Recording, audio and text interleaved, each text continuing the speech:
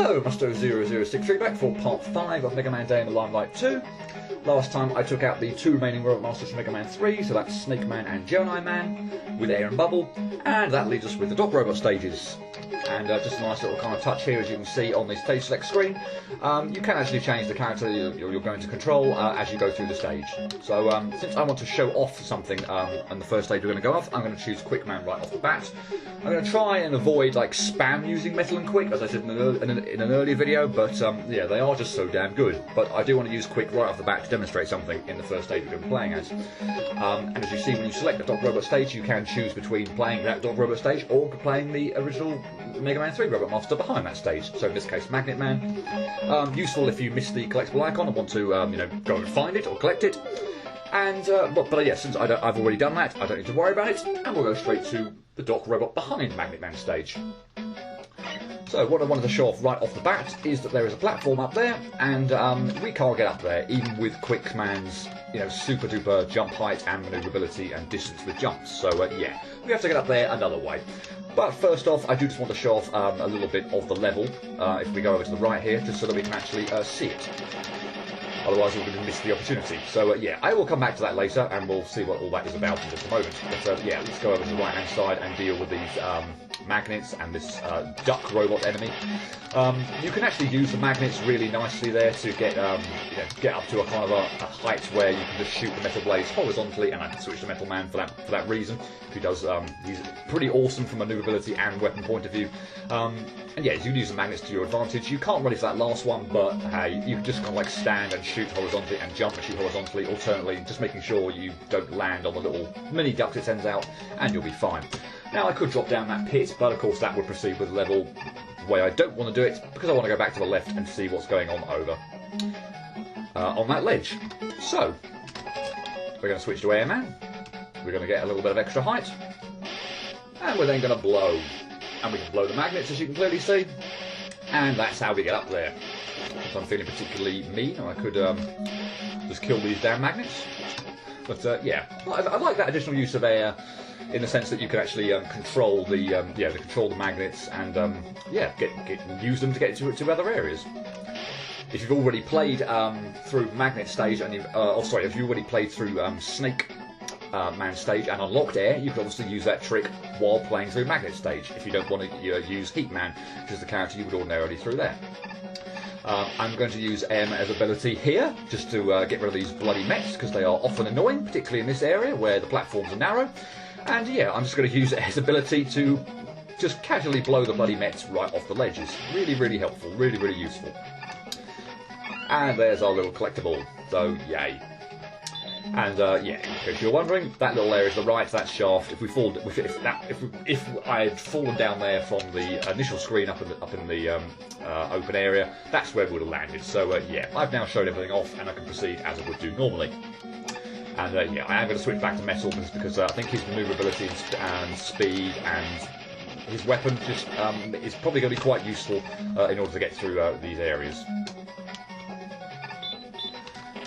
Careful here with the little suckers, magnets and whatnot, but yeah, should be fine. Just obviously there are lots of spikes around here, so pay attention and time your movements carefully.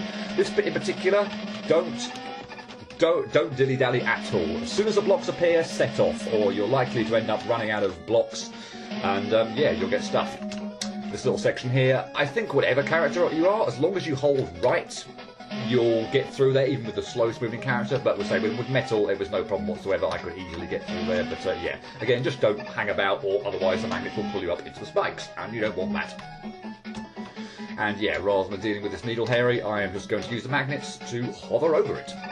And similarly with this enemy as well. Can't really be bothered taking it out, so we'll just wait for it to jump once and use the magnets to get over it.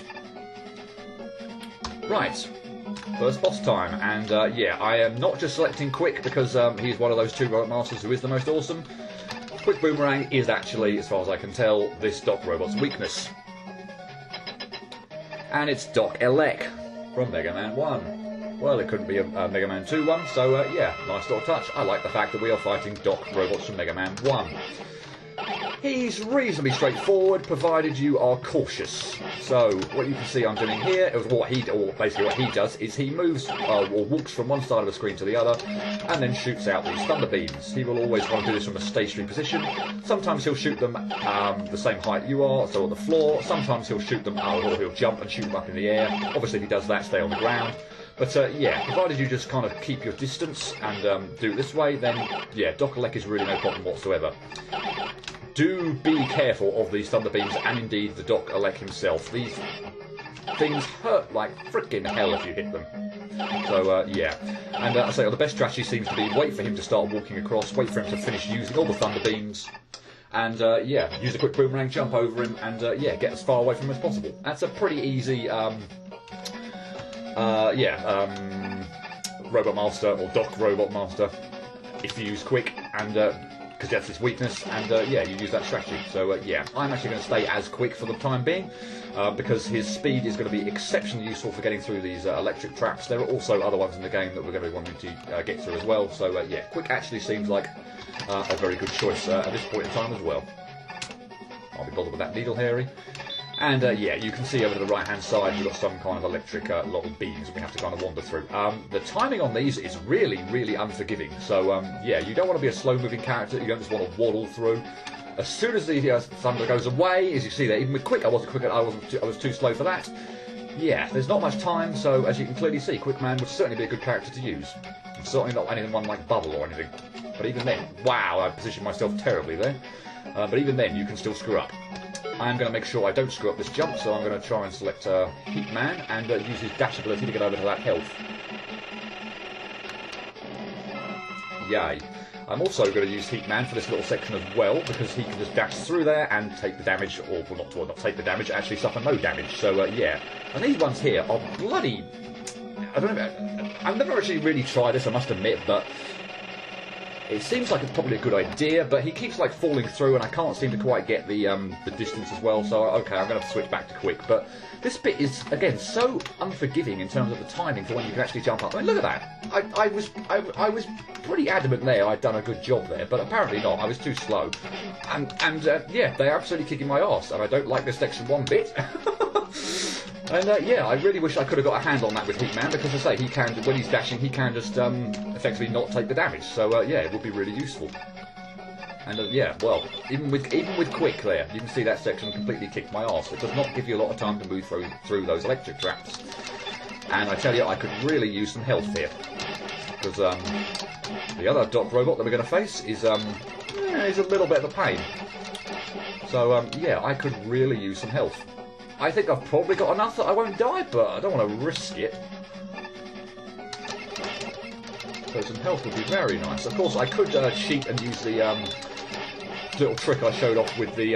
no, I wanted health, not extra lives, with the energy tank, but it feels a bit like cheating. So yeah, I'm going to try and do this without having to use energy tanks. Oh, that health would be very, very useful. Yay.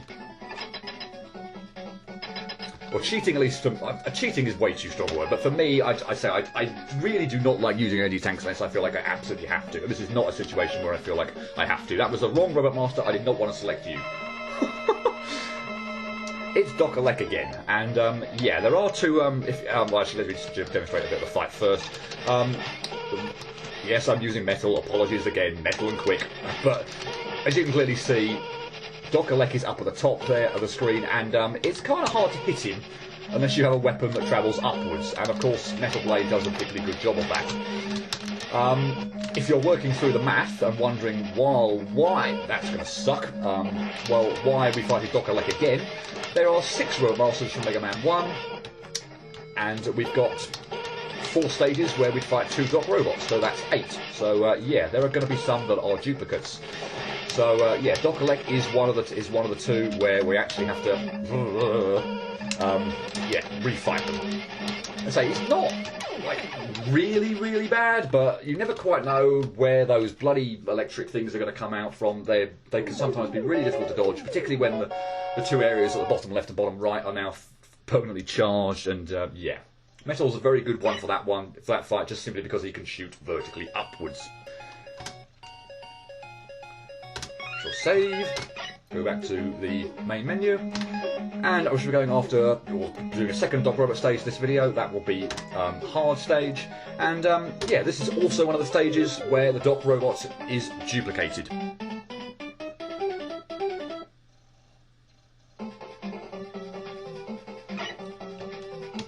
See if you can guess who it's going to be based on the style of the stage in Hard with Hard Man, and yeah, Metal Man. Still awesome, particularly for dealing with those blasted monkeys, so the ones that drop down and kind of like start jumping over you. Metal Blade diagonally upwards just absolutely creams them.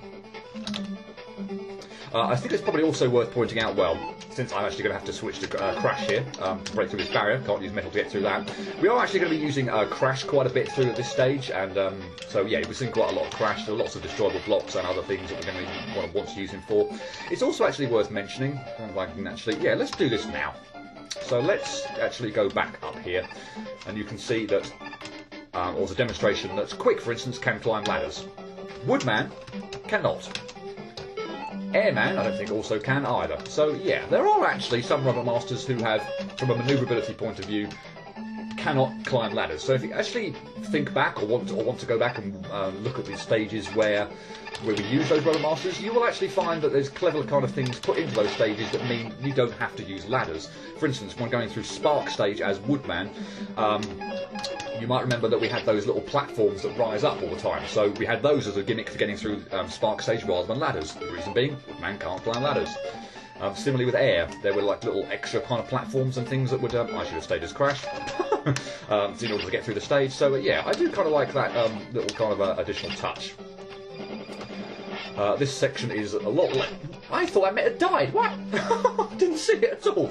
A lot less tedious than the original one from Hard Man stage. Previously you had to like continually shoot until you blew, or till you like caused a landslide in order to gain enough blocks, in order to gain, get enough height up to a ledge. Here you only have to clear 2 little blocks on the right hand side of the screen in order to progress. So yeah, a lot less tedious than the original bit.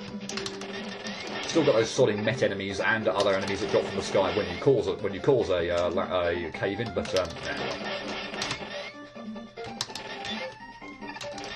sometimes these platforms here are just kind of annoying. They yeah, the raised and the different the fact that they raise and drop down and the different heights at which you could, wow, that sucked. The different heights at which you of the ledges can make this a little bit tricky, but yeah, if you can get on the same horizontal ground as the enemies, it usually goes okay. But yeah, not my best screen, that one. Generally, I don't find these Mets too troublesome. As you can see, here's a demonstration. Once they've actually gone up above you and fired down, provided you can dodge it, you actually don't have to really worry about them after that. They go away. They just drop off the screen and you never have to worry about them again. So yeah. That brings us to the Doc Robots, and yeah, well, like I said, Crash is going to be used quite a lot. And keeping in theme with the stage, breakable blocks, similar kind of physique to Hard Man, we've got Doc Guts. And yeah, I think it's quite an appropriate fit. That absolutely sucked.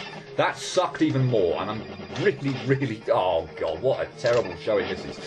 For the most part, Guts works pretty similar to how he always does. That is his additional move, so he'll jump really high to the ceiling and send down a vehicle at you. What you really want to do with this fight, which I did not do first off, is wait until Guts lands, then shoot the crash bomb. If you shoot and Guts jumps over it, then the chances are obviously it'll hit the wall, and you won't be able to shoot another crash bomb because you can only shoot one at a time, and yeah, you'll end up screwing yourself. So wow, not a very good demonstration there. I was always planning to get hit once, admittedly, because there's pretty much no way, at least playing, continuing to play as Crash as I was there, to dodge the when he kind of moves from one side of the screen to the other. I could obviously get out quick and you know, use his extra maneuverability to bypass that, but yeah, not really possible with. Wow, I hate this screen. Not really possible with Crash. Heat would also have done the job because I could have teleported through the you know, through the areas as well. Not teleported, but you know, used his charge ability to dash through without taking damage. Yeah, I hate this screen just because of the sodding enemies from Gemini stage, those bloody block dispenser things, which are just always seem to be in the most annoying positions ever. I hate it so much. Those bloody things are going to be back later as well, just to really further annoy me. And yeah, that little, or lift that big Met enemy is really no problem whatsoever. Again, Metal's ability to shoot Metal blades diagonally upwards means that you can take that out pretty straightforwardly.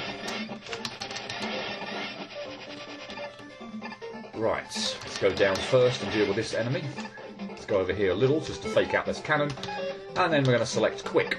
And we're going to need to use his kind of extra ability to get up to here. Because, yeah, there's a little secret area up here. And, well, wouldn't you just know it? This is where the collectible icon's going to be. Now, here is the section that I absolutely loathe and detest with an absolute passion. And I never quite know how on earth I'm actually supposed to kind of get through it all that well. So, yeah, let's see if we cannot somewhat kind of cheat a little bit and use Heat's ability to get through. That seems to be the best way of getting through. I'll try and explain why on the return journey. But yeah, I absolutely hate that section. The Hammer Joe, unfortunately, just combined with these bloody block generators, makes that section a huge pain in the neck. The main reason being, if you can imagine here, like, this is the safe spot. Under these block generators is the safe spot for dodging them. Of course, you've got a sodding Hammer Joe there who's shooting out the hammers, so ideally you want to be around here in order to jump over them. But it seems that it's perfectly timed, so whenever the Hammer Bro comes at you and you want to jump over it, you jump right into those bloody block generator thingies. And they hurt like hell, incidentally, as well. So this section can absolutely cream your health like it's nobody's business. That actually probably went the best it's ever gone. And yeah, I'm just going to take a little bit of time there and fake out the little ball generator up there. Because it's really hard to see actually how far to travel from the top of the screen before dropping down. And yeah, a little bit of a thing. Now, of course, I could stick around here and fight this thing. Why the hell not? I doubt the Mets are really going to be all that problematic. It's all just a matter of getting a horizontal position on this giant Met and making sure the balls it shoots out don't come at you. Of course, a surprise energy tank that I don't really need, so I won't be collecting it, but yeah, reasonably easy area there. And yeah, nice little fake out with the health. I could have really done with that, so ideally what I probably should have done there was backtrack further to the right and use Heat Man to actually get it, but yeah, oh well. I didn't think the fake floor extended that far. Whoa! Oh, that has sucked so bad. Didn't think the hitbox of that thing was going to get me there. Oh dear, that was terrible. Let's be a bit more careful later. That could be so costly. Because this boss, Docs Guts again, is not easy. I might have to take this a bit more cautiously than I otherwise would have done. I might try and maybe show off one demonstration and really hope I don't die in the process. But yeah, let's try and do that for the sake of showing off a demonstration. So this would be my kind of idea. That will probably do, actually, to be honest. You could use Airman and kind of hold back and kind of fight this way. However, it's not my preferred way of doing it because it's incredibly risky. Those balls are, you're pretty close to them, and it's incredibly difficult to kind of get hit. His other attack, obviously, as you can see, other than shooting those red balls that bounce along the floor, is his jumping and summoning a block. So yeah, at the moment we have a hard time actually hitting him because we can't really use Crash Bomb because he's too far away in order to hit nicely. But after a certain point, we can get on this ground and just continually fire Crash Bombs at him. And of course, it's still being his weakness. They do a really nice job. So this is how I like to deal with this, or deal with Docs Guts. Kind of hang around, mucking about a little bit, dodging everything. They're not too bad to dodge, as you can see. They can be a little problematic sometimes. But as soon as you can get to this area, which yeah, with a solid ground, then shoot horizontally at Docs Guts, and the Crash Bombs do a good job of taking out his health pretty nicely. As you can see, these sodding balls sometimes do bounce in the most awkward positions imaginable. It seems however hard you try and manoeuvre, you can't quite get out of their range. He jumped over it! No, now I've got to go through a sodding cycle. I could go back and select Airman and try and finish the job a little bit nicer, but let's just persevere with Crash and hope that I don't screw up. I can't believe he jumped over my Crash Bomb!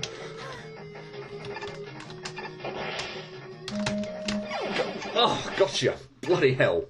Let's get on the Guts Dozer to celebrate. Oh boy! Yeah, I'm glad I got some. I'm glad I had quite a bit of health there. As you can see, that I don't know. I might have been making a huge mess of that, but the height of the varying height of the terrain as well. When you've got like the platforms, and the balls sometimes seem to bounce a little bit weirdly. They should be very predictable, but Bouncing projectiles, man. I never seem to have a nice time dealing with bouncing projectiles. They seem to be like one of the main things in Mega Man, in other games, like many I Want to Be games, where I just can't quite predict how they're going to go. Don't know whether that's an eyesight issue or not, but anyway. That's the 2 Doc Robot stages done, and yeah, I shall leave it there, and next time we'll pick up part 6, and we'll take out the 2 remaining Doc Robot areas. Hope to see you then. Cheerio.